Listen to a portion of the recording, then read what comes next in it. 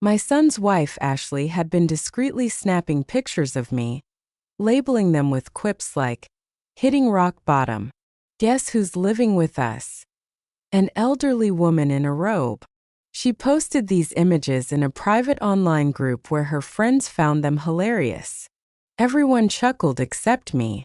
I didn't raise my voice or create a commotion.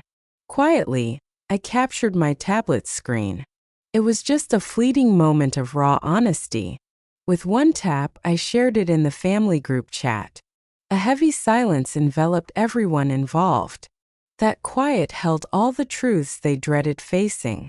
Shame stings deepest not when you feel it, but when it's laid bare for others to witness. If this story touched your heart, hit that subscribe button and share in the comments where you're tuning in from, city or country. I'm genuinely curious. I'm Eleanor Thompson, 65 years young and retired, though retired never quite fit me. For nearly 40 years, I taught first graders, and even after leaving the classroom, those habits stuck with me. I still caught myself arranging books by size, folding towels with precision, and flashing smiles at unfamiliar kids in the grocery store. Teaching wasn't just work, it was woven into my very being. Yet, the world tends to rush past once you lose your official role. When my husband lost his battle with cancer, I stayed alone in our Tucson, Arizona home. A simple white ranch-style place with creaky floors and a front door that needed a firm yank to shut. Those walls carried years of joy, stress, and everyday moments. I planned to spend my days there, wrapped in memories and my own quiet rhythm. But when Stephen, my son, invited me to live with him and Ashley in Mesa after their first child was born, I didn't think twice. Their neighborhood, a couple of hours away, was tidy and modern, full of pastel stucco houses and perfectly trimmed lawns.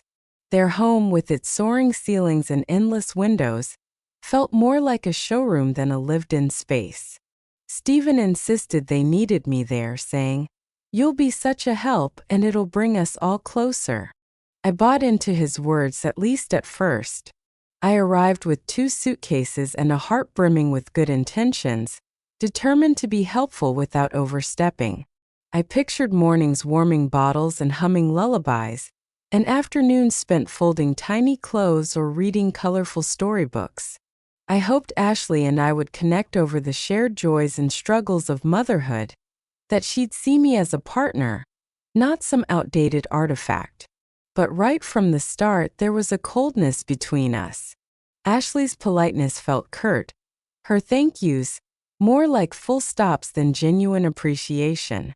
Her smiles vanished the moment I turned away. She called me Eleanor, not Mom or even Mrs. Thompson, just my name, flat and detached, like a label she hadn't chosen. I'll admit she was stunning, polished, sharp, always dressed in sleek neutrals with a touch of gold. Her hair was flawless, her voice steady and controlled. Their house reflected her aesthetic, all white, beige, and muted gray.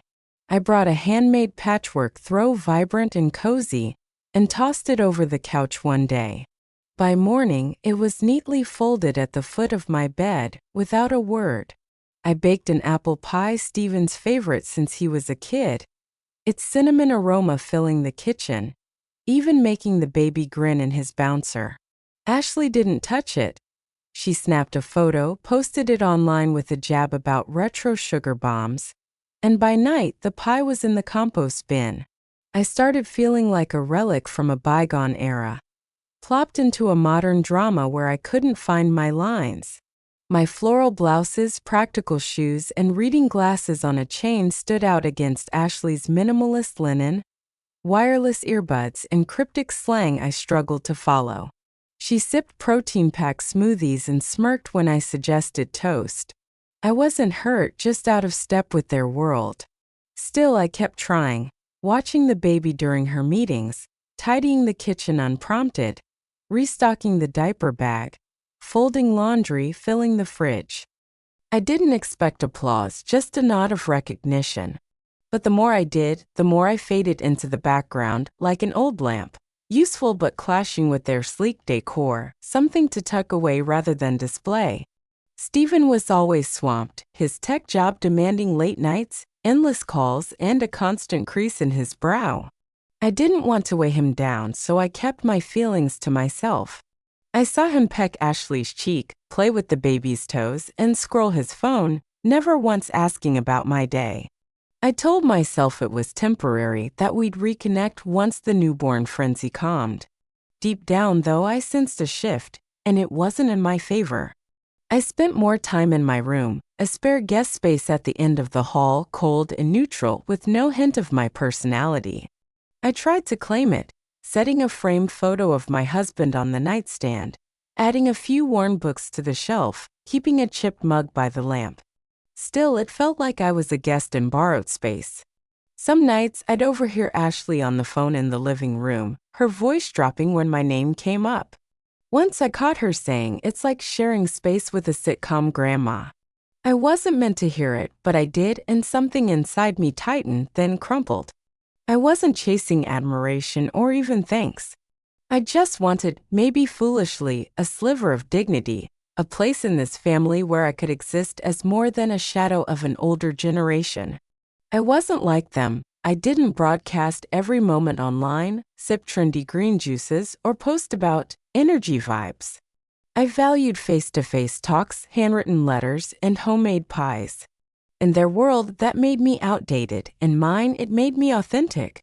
But in their space, authenticity felt like a flaw to be smoothed over or tucked away. I started noticing it in the fleeting looks, the awkward pauses, the way Ashley tensed when I entered during her video calls, like I was an unwanted backdrop she hoped no one would spot. That's when a quiet suspicion took root, growing slowly but surely. Something was off, and I was done convincing myself it was my imagination. At first, it was just a gut feeling, a twinge of unease when I saw her glance at her phone as I walked by. She never looked straight at me, but I could sense her tracking me through her screen, not casually scrolling but with intent. I'd be grabbing a dish towel, reaching into a low cabinet, or standing by the window in my robe, and there she was, phone angle just so. I tried to brush it off as paranoia, maybe the result of living too quietly for too long. But after teaching for decades, I had a knack for spotting sneaky behavior. I could tell when someone was hiding something right under my nose, and Ashley's actions weren't accidental. One day, while watching my granddaughter in the nursery, she handed me her little tablet. At 4, she barely knew how to use it, but she'd opened an app that caught my eye, Instagram, still logged into her mom's account. I almost set it down. I've never been one to pry. But something on the screen stopped me cold.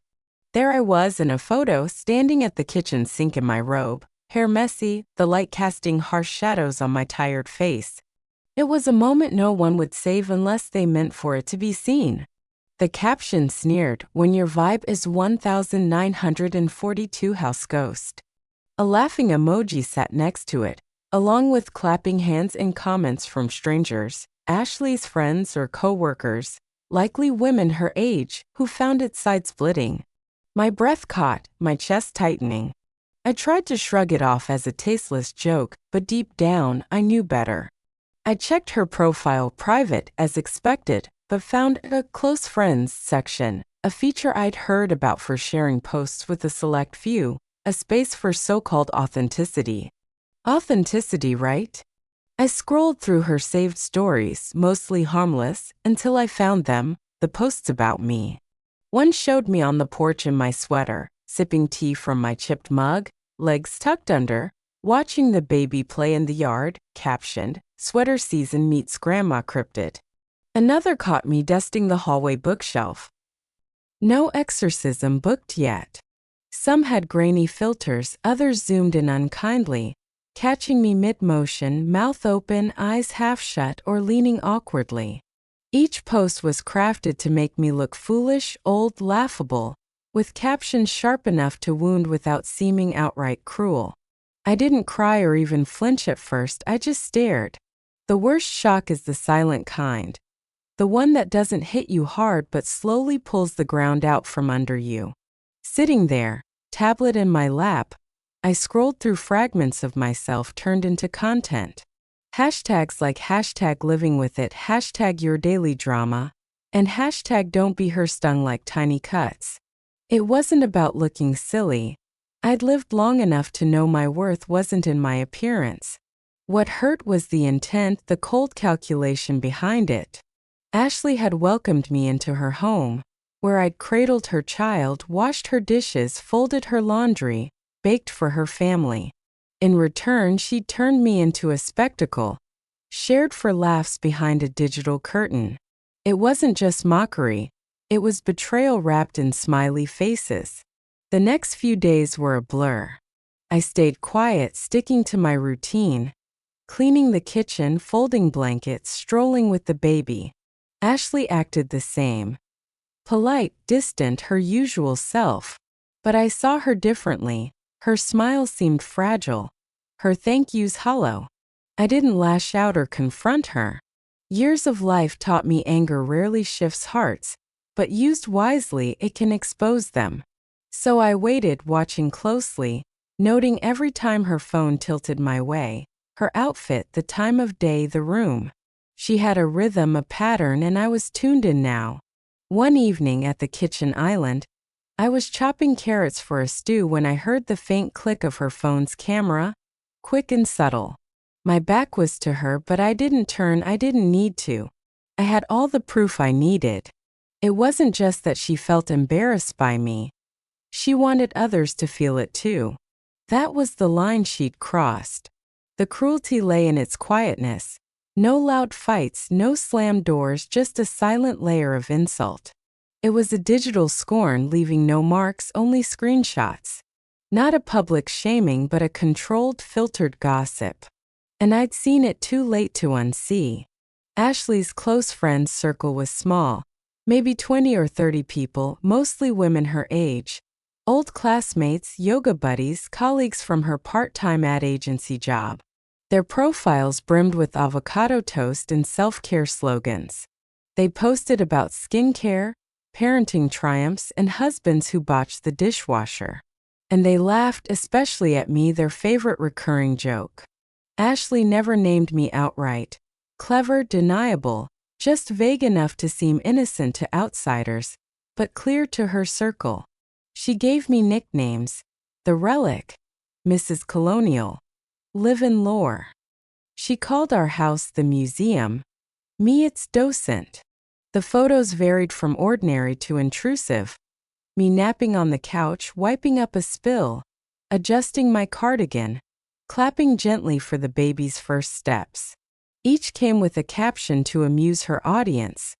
Caught the ghost baking casseroles. She offered tea and 1950s advice I didn't ask for. Why does she fold socks like it's a holy ritual? Some were short videos, like one of me humming while washing dishes, captioned, Trauma's got a theme song. Another panned my ceramic birds on the windowsill. She gives them names and crumbs. The comments hurt worse than the posts, like a game her friends played. This is pure gold. Living with a boomer, no words needed. You're a hero for dealing with this. Hearts, laughing emojis, eye-roll gifs piled up. Each post thread was a digital echo chamber, reinforcing Ashley's story that I was outdated, awkward, cringe. One night I watched it all, every story, every comment, every glance that saw me without seeing me. I didn't cry or tremble. I just absorbed it, letting it sink deep.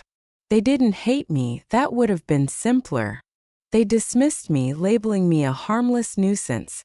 Mocked for a quick laugh, forgotten until my next unfashionable sweater or outdated phrase. The betrayal wasn't solely Ashley's doing, it was a group effort.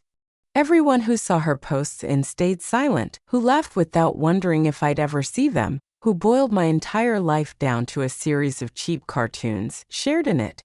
I reflected on all the little things I'd done without being asked, sweeping the floor twice after the dog dragged in mud, topping off her almond milk before she noticed it was running low, mending a frayed curtain hem. Those acts weren't grand enough for applause, and I didn't expect any, but I never imagined they'd earn me mockery. That evening, I flicked off the lights early and lay in bed, eyes fixed on the ceiling. Downstairs, Ashley's muffled laughter drifted up as she chatted on the phone with a friend. I pictured her spinning another one of her cruel little tales, another private jab, another fragment of me twisted into something unkind for her audience's amusement. For the first time in ages, a fierce, clear feeling surged inside me, not anger or a thirst for revenge, but something purer, sharper, absolute clarity. I was done pleading for her respect, trying to instill empathy, or hoping for her kindness. I'd spent enough time staying quiet, being patient, dimming myself to fit her story. Now I was awake, observing her as keenly as she'd watched me. Unlike her, I didn't need a clique to validate my perspective. I just needed the truth to unfold, one frame, one caption at a time. Someday those moments she thought were hidden would shout louder than any argument ever could, and when they did, I wouldn't need to raise my voice. I wouldn't have to. I'd never thought of myself as tech-savvy. Heck, I used to laugh that I could teach a classroom of 6-year-olds to read but couldn't figure out my coffee maker's settings. Yet, life has a way of pushing you to learn, even when you'd rather not. So one late night, with the house hushed and still, I sat with my tablet and started figuring things out. I tackled the basics: how to capture a screen, save a story without tipping off the poster, and organize files quietly. It was slow going at first. My fingers fumbled over the controls, and I replayed tutorial videos 2, sometimes 3 times. But bit by bit, I got the hang of it, realizing how these tools seemed effortless but left traces if you knew where to look. I waited for Ashley to post again, and it didn't take long. On a Monday morning, she was blending her smoothie in the kitchen while I cleaned the counter post-breakfast. I noticed her phone in her hand, tilted low, her thumb moving fast. The baby babbled in her high chair, and Ashley shot me a quick glance before returning to her screen. That night, I checked her account and found a new story in her close friends circle, a 6-second video of me bending to pick up a dropped spoon. I backed to the camera, the light harsh and unforgiving. The caption sneered, "Jump scare at 8 a.m., paired with a ghost emoji and 3 laughing faces. This time, I was prepared. I opened the screen recorder I practiced with, hit record, and played the story once, then again to be certain. I saved it in a tablet folder I'd named for later, my first solid piece of evidence, not just a hunch or memory, but undeniable truth, time-stamped and captioned. Over the next week, I collected more. Ashley posted almost daily. Some stories featured the baby, the dog, or her lunch, but tucked among them, like barbs hidden in a bouquet, were bits of me, my slippers, my knitting bag, the way I crossed my arms watching TV. Sometimes she added voiceover filters, like the time she caught me napping in the recliner and layered cartoon snoring sounds over it. Her friends ate it up, showering the posts with hearts and tearful laugh emojis. One commented, "She's practically a meme in motion." Another gushed, "Fresh content." I'm hooked on this saga. I captured every bit, each post, each comment, every moment that turned my life into a joke. The more I saw, the less it stung, not because I stopped caring, but because I stopped doubting myself. For months, I tried to convince myself I was misinterpreting things, that I was too sensitive, too out of touch. But the screen didn't lie. It cut through the polite veneer and showed exactly what was said behind my back. Once I saw it, I couldn't look away. A quiet, steely determination took root in me. Calm, cold, and unshakable. This wasn't just about disrespect. It was about being erased, reduced to a caricature for people who knew nothing of my life. They didn't know I'd laid my husband to rest after 38 years together, taught over 1,000 kids to read, or spent a whole winter knitting scarves for a local shelter. To them, I was just a blurry figure, edited to seem pitiful. But I wasn't pitiful, and I refused to let their version of me be the final word. I spent hours sifting through Ashley's archived stories, neatly organized in private Instagram reels, as was her aesthetic obsession. One folder, Family Life, held dozens of posts, some sweet, some mundane, and a collection tagged Mail Moments for Mother-in-Law. I clicked through each one, recording meticulously, saving files with dated labels, tracing the pattern of her mockery over time. It wasn't random, it was deliberate, a routine she'd honed. I didn't share what I was doing with anyone. Not Stephen, not my church friends, not even my sister 2 states away. I kept the truth guarded like a hidden tool. Not to wound but to unveil. That was the distinction. I didn't crave vengeance. I wanted revelation. I needed everyone to see what I'd seen, to watch her facade crumble, not through shouting or fights but through their own eyes. People might overlook rudeness or cruelty, but they can't ignore clarity, the raw reflection of an unfiltered screen. When that reflection was ready, with every clip saved and caption logged, I'd hold it up, not in anger or arrogance, but with steady certainty, and let them face it. It was a Sunday afternoon when I knew the moment had arrived. The house was calm. Stephen had taken the baby to the park, and Ashley was likely in her room, caught up in a Zoom call or her polished online world. I stood in the kitchen, sunlight spilling across the counters, my tablet a silent partner on the table. I opened my folder, simply labeled Clips, each file named clearly. Sync 7:43 a.m. Knitting, chair dozing, with book, toast mockery, a careful record of slights dressed in laughs and filters. I felt no fury, no sorrow, just a focused calm. My hands moved with purpose as I opened the family group chat Stephen created when the baby was born. Filled with his aunts, cousins, some of Ashley's kin, even her mom. Once brimming with baby photos, holiday wishes, and recipe swaps, it had grown quiet, as if life had gotten too hectic for updates. I wrote no introduction, no context. Just selected 3 videos, not the cruelest, but the most revealing, showing me at my most unguarded, soft, and real. Ashley's captions carried the weight, her words sharper than any I could add, her laughter in the background impossible to dismiss. The first clip showed me folding laundry on the couch, white text overlay reading, "She handles socks like they're holy relics," with Ashley's giggles behind the lens. The second captured me dusting shelves, her voice mocking my love for tidiness.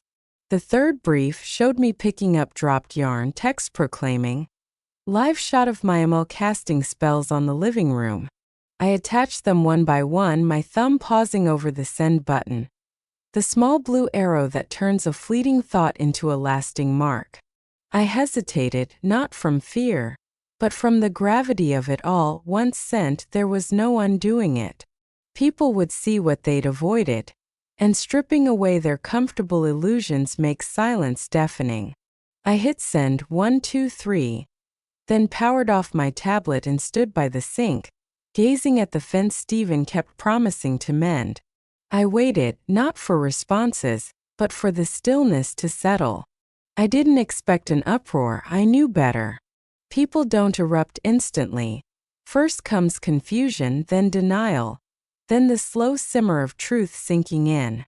10 minutes passed, then 20 with no replies. Then a notification. 1 check mark, 2, 3, nearly everyone had seen it, yet no one spoke. I pictured screens glowing across town, Aunt Linda squinting through her glasses in her kitchen, Ashley's mom tensing in her armchair, Stephen maybe glancing at his phone while pushing the stroller. I imagined their eyes tracing the captions, hearing the laughter, watching me reduced to a punchline. More messages marked read, still no responses, the silence roared. I walked to my room and sank into the armchair where I usually read, my knitting untouched in its basket, my book closed on the nightstand. I didn't pick up either, just sat waiting. An hour ticked by, no words in the chat. But I heard Ashley's footsteps in the hall, quick and deliberate, passing my door without pausing. I could sense her unease seeping through the walls, the kind that hits when your carefully crafted image cracks under the weight of reality. No confrontation came, no apology, just a taut tension pulling the air tight. That evening, Stephen returned home, acting as if nothing had changed, kissing the baby, asking about dinner. He avoided my gaze, his voice measured, cautious. He'd seen it, I was sure. Ashley barely uttered a word. That night, I checked the group chat again. Some had left, others stayed silent, but none could erase what they'd witnessed, frame by frame. I didn't send more, I didn't need to. I'd spoken without words, choosing honesty over endurance, and the silence that followed wasn't hollow, it was heavy with meaning, because the screen doesn't deceive, and neither did I. In the hours after sending those videos, the house looked the same, walls upright, appliances humming, the baby cooing from her playpen. But inside, everything shifted, the air thick with truth no one knew how to navigate. No one spoke. Stephen dodged my eyes, moving through the house like a wary visitor, careful and fleeting. When we crossed paths in the hall, he muttered about a call, though I hadn't asked, then vanished into the garage for nearly an hour, returning to slip upstairs without a glance. Ashley stopped talking to me entirely, no slammed doors, no raised voice, no defense or demands. She simply withdrew from shared spaces as if my presence carried a warning. She avoided the living room when I was there, gliding through the kitchen with quick, silent steps, her expression blank. Her usual habits, music while cooking, chatty video calls, wine-soaked laughter, vanished, replaced by an echoing quiet, not calm but charged. Every move she made was cautious. She kept her phone close, typed deliberately, scrolled silently, her thumb pausing, uncertain. The screen, once her tool for ridicule, now reflected her exposure, and that visibility changed everything. There was no showdown that would have been simpler. Instead, we lived in a house too cramped for the unsaid. One evening, I overheard her whispering on the phone in the backyard, pacing restlessly. I didn't catch every word, but her tone was unmistakable, someone scrambling to polish a tarnished image, to reshape reality into something less jagged. But this couldn't be polished. The group chat stayed mute. No jokes, no questions, no, what happened, or are you okay? Not from Stephen, not from Ashley's mom, nobody. The messages sat there, untouched, a silent judgment, a chorus of unease, shame, maybe guilt. I thought I'd feel victorious, but instead it was sobering. I hadn't torn anything down, I'd just flipped on the light, leaving everyone blinking, unsure how to keep pretending the shadows were better. The baby, too young to understand, was my only solace, reaching for me with unhesitating arms, her smile bright and effortless. I held her longer those days, letting her drift off against my chest as I rocked in the chair Ashley once mocked as thrift store horror. I studied the gentle curve of her cheek, wondering what world she'd inherit, if kindness would still be seen as weakness when she was old enough to recall faces, voices, motives. One afternoon, Ashley stepped into the room and froze, seeing me with her daughter. Her lips parted briefly, as if words were forming but none came. Her gaze lingered a moment too long before she turned and left, never returning. It was odd how silence could dismantle a home more than yelling ever could. Every floorboard creak felt like an unspoken dialogue. Every dish clink a fractured vow. I'd known grief before. Losing my husband, parting with old friends, closing the classroom door for good. But this was different. It wasn't about loss. It was realizing what I'd thought was there. Respect, shared space, basic decency, had never truly existed. In the days after, Ashley's routines grew hushed, clipped. She ditched her earbuds around the house, cooked and cleaned in silence. Her glances at me shifted. Not hostile but uneasy. I was no longer the woman she'd casually mocked behind a screen. I was someone who'd seen her unmasked. Stephen tried to stay neutral, but I felt the gap he couldn't bridge.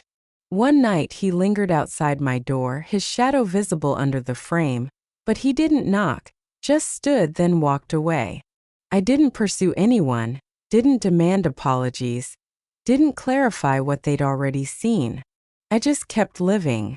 And in that silence, louder than any fight, clearer than any excuse, the truth swelled, impossible to ignore. They weren't discussing it, but they were steeped in it, and so was I. The quiet hung over the house like a dense mist, muting every noise, softening each step, and cloaking every room in a heavy tension you could almost taste. Nobody mentioned the videos or addressed what had been laid bare. Yet it lingered behind every glance, every incomplete sentence, every courteous act that now felt empty.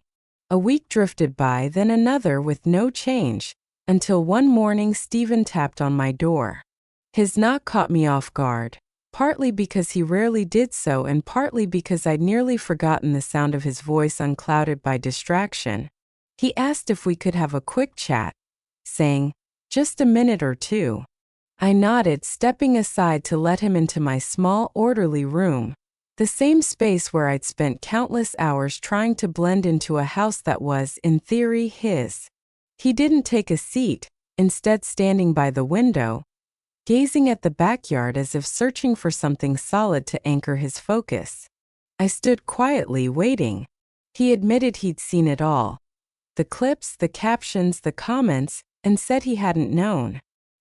He repeated it, as if saying it twice might shield him from blame. I didn't cut him off or offer reassurance, I just listened. Then came the question I'd anticipated. Why didn't I tell him earlier? It was both a valid and unfair question. I wanted to explain that I'd tried in countless small ways, pulling back from conversations, no longer bringing pies to share, retreating to my room more, lowering my voice, smiling less. I'd communicated through withdrawal, through the subtle ways I stopped being fully myself. But sons don't notice those shifts when they think their world is steady, when they assume politeness equals harmony. So, I told him simply that I needed him to see it for himself, and now he had. He gave a slow nod, then shared something unexpected. He said the toughest part wasn't the videos or even Ashley's cruelty. It was realizing how effortlessly he'd overlooked it all, how he'd grown accustomed to me absorbing the unease, always taking the lesser seat, the quieter part, the background role. He confessed he felt ashamed. I looked at him then, my son now grown, standing there not as a guardian or provider, but as someone starting to truly see not just me, but his own role in my fading presence. Then he asked if I recalled an old photo from when he was 7 or 8, in a red dinosaur t-shirt, clutching a science fair trophy. He said it used to hang in our old home's hallway. The memory flooded back instantly, the lemonade's tang, the spark in his eyes when his name was called. He said he'd seen that photo countless times growing up but only recently noticed the background. Me kneeling beside him, glowing with pride, holding his backpack, one hand on his shoulder, half cut off at the frame's edge. Shadowy, blurred, but present. He'd found the original, digitized on his old laptop, and looked at it the night after I sent the videos. For the first time, he truly saw me, not as a prop or backdrop, but as the woman who'd been by his side all along. Then he asked a question that nearly broke me. How can I fix this? I hadn't prepared for that because honestly, there's no perfect fix for such erasure. You can't undo months of being treated like a punchline, erase the burn of humiliation, or restore dignity only returned after being exposed. But you can decide what comes next. I told him the truth. I didn't need big apologies or drastic changes. I just wanted to be seen, not as an antique or a burden, but as a person still evolving. He nodded, eyes misty, and gave me a careful hug, like he feared damaging something already delicate. After he left, I sat alone, lost in thought, flipping through my own photos, some printed, others saved on a flash drive. I wondered how many captured people half noticed, how many of us had slipped into the margins of our own stories, waiting for someone to realize we'd been there all along. Later that day, Ashley didn't speak or even glance at me, but as she passed a hallway mirror, she paused, just long enough to catch her reflection, maybe to question what kind of person recorded those videos, who saw it as innocent fun, and whether she still knew that woman. The silence stretched on, but it had transformed no longer just evasion, but a dawning awareness. And awareness outlasts shame, because once you truly see someone, you can't unsee them, and once you're seen, you don't retreat. You claim your space, even if you're still a bit blurry in someone else's lens. After Stephen's talk, a subtle shift settled over the house.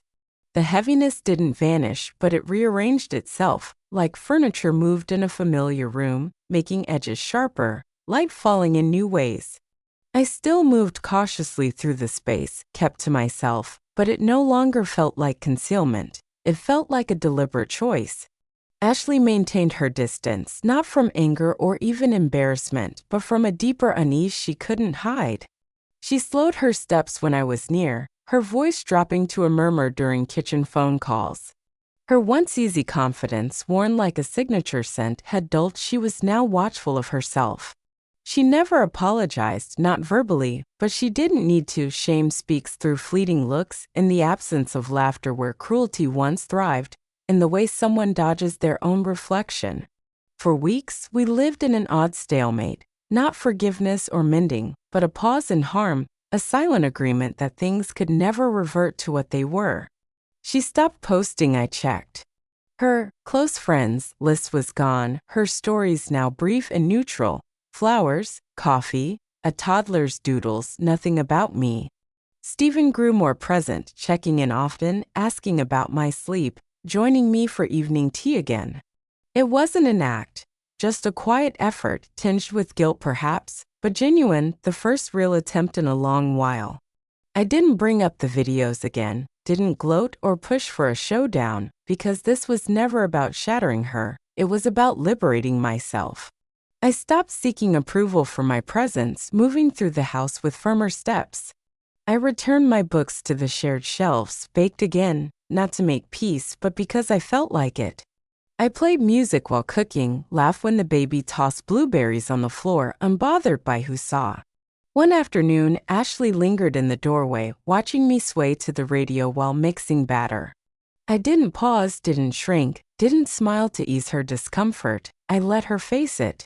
Because shame only consumes you if you avoid its stare. She'd spent so long embarrassed by me, my clothes, my habits, my ties to an earlier era. But I'd never been ashamed of myself. My life was etched in my face, my hands, my voice, every wrinkle and quiet strength earned, every softness she misread as fragility. She'd mocked me to feel better about herself, but now, with her actions exposed to family, friends, and even herself, she couldn't call it harmless. The laughter had died, replaced by a silence that told the true tale. She wasn't ashamed of me, but of what she'd done to me. That's the thing. Shame doesn't hit when you ridicule someone. It strikes when they see you do it and stand unshaken. When they don't plead for you to stop but reveal to the world who you've become. I could have left, packed my things, moved to a senior community or a cozy apartment near my church friends. But I stayed. This was my home too, invited or not, my place earned through presence, care, and choosing to stay when leaving would have been easier. Ultimately, that was the real story. Not the videos, captions, or the shame that clung to her like a haze. It was that I'd endured being ridiculed, ignored, diminished, and still chose not to vanish. I didn't seek revenge. I wanted acknowledgement, and when words didn't come, I let the uneasy silence after the truth speak instead. I never told her I forgave her because forgiveness, like an apology, is hollow without feeling. But I stopped carrying her like a wound, letting her become someone who had to live with her actions and the person she was when she did them. I moved forward, shoulders straight, my name still mine, my dignity unbroken. Because once you've stood in someone's shame without claiming it, you never shrink again, you grow, and you don't need anyone's permission to do it.